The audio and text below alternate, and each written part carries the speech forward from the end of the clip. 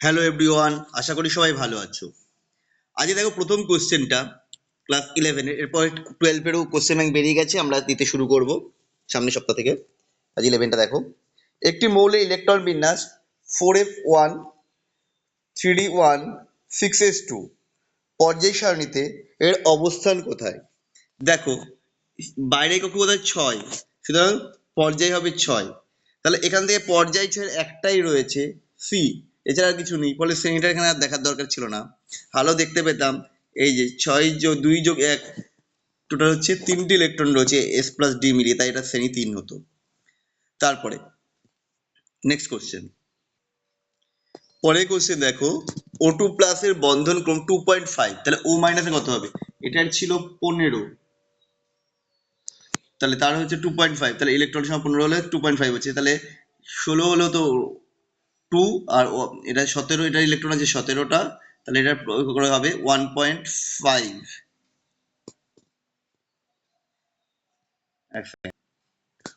1.5 হলো।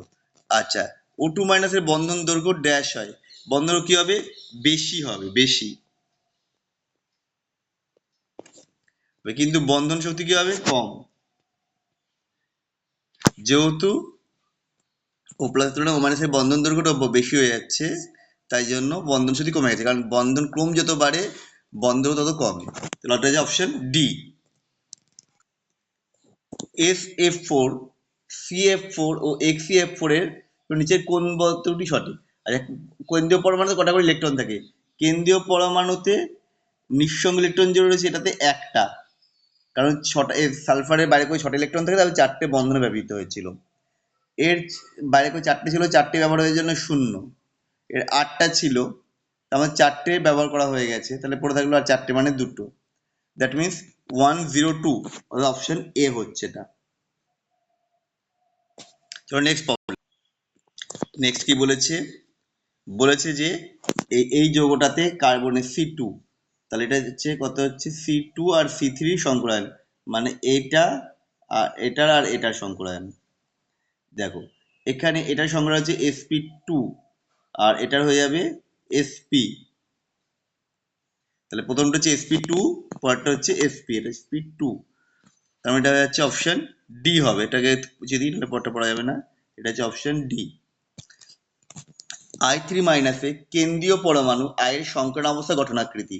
সংকরণ অবস্থা হবে sp3d, আর গঠন হবে সরলরেখ, অপশন সি। পরেরটা দেখো, এস চরিত্রের ঊর্ধ্বক্রমে সাজালে ক্রমটা কি হবে? এটার ক্ষেত্রে যাবে অপশন ডি,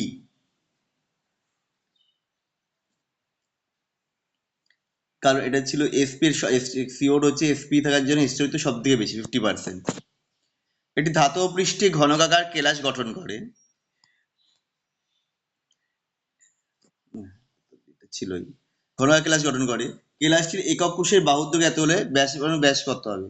আচ্ছা, ব্যাসার্ধ বের করে নেবো। ব্যাসার্ধ আর ইকুয়াল টু a/2√2, তার মানে এটা হচ্ছে a/√2 হবে। 2r ইকুয়াল টু ব্যাস হচ্ছে 2r, তাহলে 2r ইকুয়াল টু a/√2, তার মানে হচ্ছে 408/√2, মানে মানে 4, এটা হচ্ছে 204, তার থেকে বেশি হবে। 204-এর বেশি হচ্ছে, আমার হিসাবে এখানে আছে, এটা ক্যালকুলেশন করলে পাবে 288 ইকোমিটার। একটু তোমরা দেখে নেবে ক্যালকুলেশনটা। কি বলেছে? অর্থোনাইট্রোফেনলের স্ফুটনাঙ্ক প্যারানাইট্রোফেনল অপেক্ষা কম, এটা সঠিক, কারণ প্যারানাইট্রোফেনল হাইড্রোজেন বন্ধন গঠন করতে পারছে অন্তঃআণবিক। প্যারানাইট্রোফেনলে আন্তঃআণবিক হাইড্রোজেন বন্ধন গঠনের মাধ্যমে সংযোজিত থাকে, ফলে স্ফুটনাঙ্ক, এটাও সঠিক এবং এই কারণে সঠিক ব্যাখ্যা। তার মানে এটা যাবে অপশন এ। নেক্সট যেটা আছে, ত্রিমাত্রিক একক ঘনকোষের দৈর্ঘ্য অন্তঃকোষীয় মান দেওয়া হয়েছে, কোনটা সঠিক নয় বা ভুল কোনটা আছে?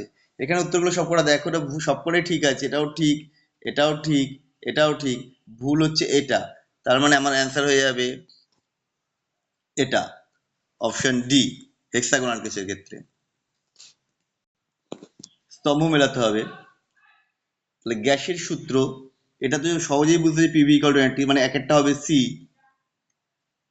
তারপরে আসছে গড় বেগ সি বার হচ্ছে √8 RT/πm, গড় CRMS equal to 3 RT/m, √3 RT/m, সম্ভাব্য বেগ হচ্ছে √2 RT/m, that means CADB, option A.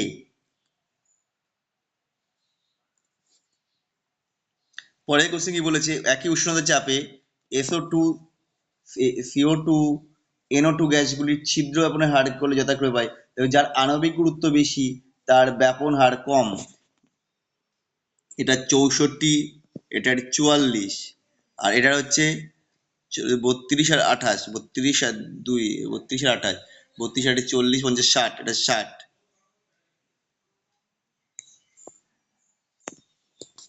তাহলে সব থেকে বেশি হবে হচ্ছে CO2 আর সব থেকে কম হবে হচ্ছে SO2, দ্যাট মিনস অপশন হয়ে যাচ্ছে এটার সি।